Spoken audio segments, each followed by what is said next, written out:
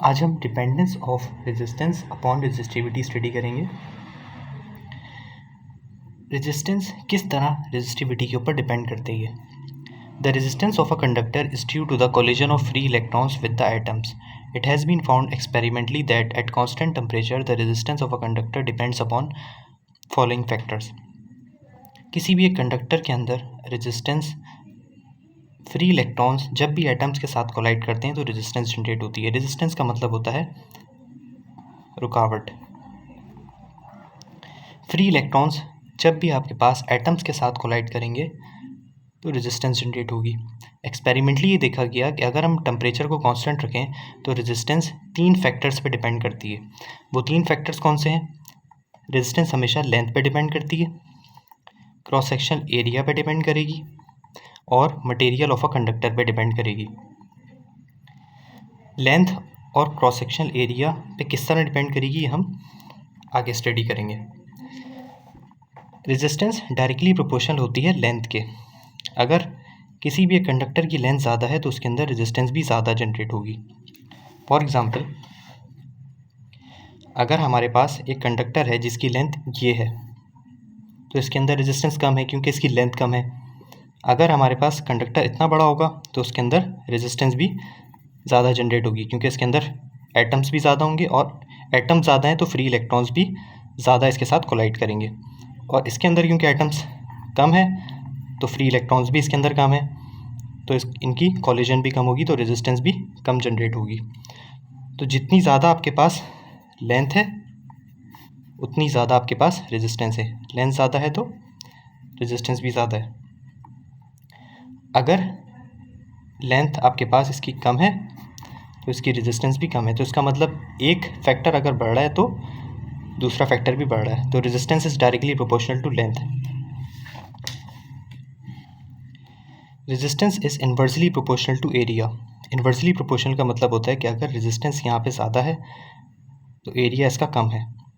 Resistance आप बढ़ाते जाएंगे एरिया कम होता जाएगा, या एरिया बढ़ाते जाएंगे रेजिस्टेंस कम होती जाएगी. इन्वर्सली प्रोपोर्शनल की एग्जांपल क्या है? अगर आप पाइप की एग्जांपल देखेंगे, फॉर एग्जांपल ये एक वाटर पाइप है.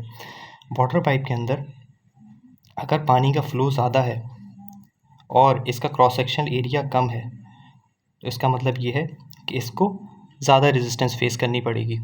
बट इसके कंपैरेटिवली अगर आप इसको देखेंगे तो इसका क्रॉस सेक्शनल एरिया ज़्यादा है, इसके अंदर रेजिस्टेंस कम फेस होगी. वाटर पाइप की एग्जांपल ले लें.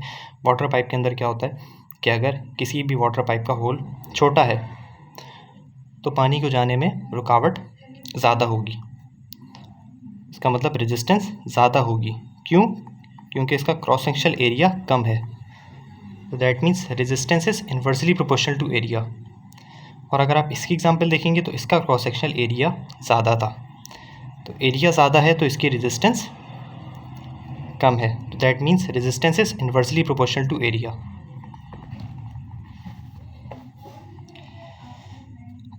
फ्रॉम इक्वेशन 1 एंड 2, इसको आपने इक्वेशन 1 कह दिया, इसको आपने इक्वेशन 2 कह दिया.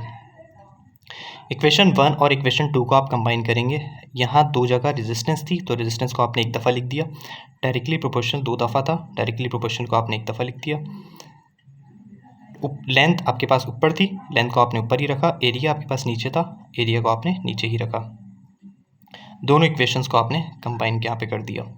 डायरेक्टली प्रोपोर्शनल का साइन हटता है तो इक्वल और कोई ना कोई कांस्टेंट आता है. L अपॉन ए आपने एज इट इज लिख दिया. कांस्टेंट यहाँ पे क्या है? रॉ. Raw is resistivity.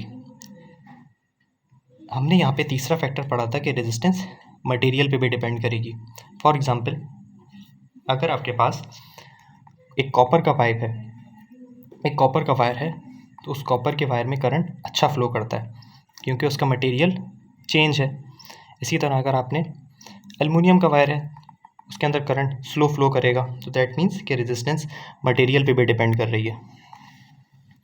तो रेजिस्टेंस लेंथ पे डिपेंड करती है, एरिया पे डिपेंड करती है और रेजिस्टिविटी पे डिपेंड करती है.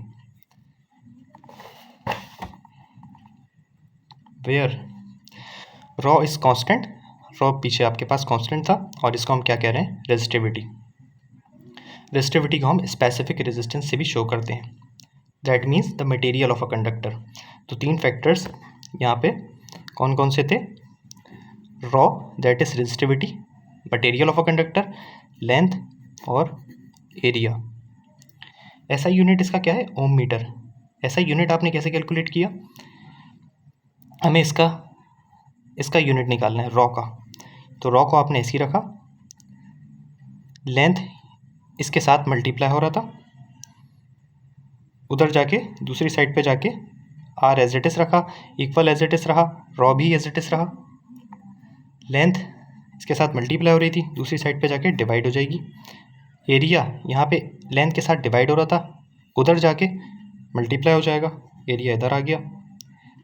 Raw r is resistance, resistance की यूनिट होती है ओम, एरिया की यूनिट होती है मीटर, लेंथ की यूनिट होती है मीटर।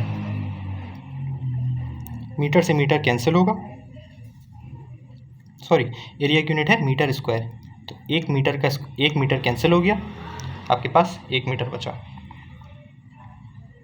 तो ओम मीटर इसकी यूनिट आ गई, आपने लिख दिया ऐसा unit of resistivity is ohm metre.